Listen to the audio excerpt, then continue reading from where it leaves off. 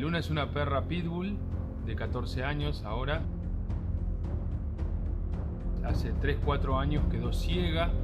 Si bien se manejaba muy bien en la casa, en los últimos días antes del accidente estaba un poco perdida.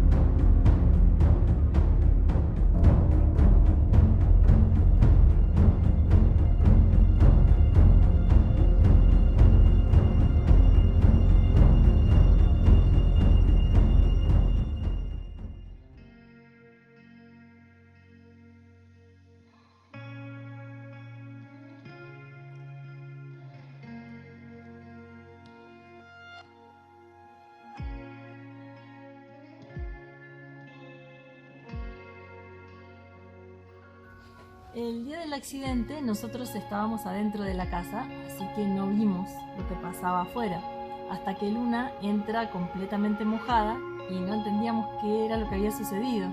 Así que mi hija buscó en las grabaciones de la cámara de seguridad y ahí vimos.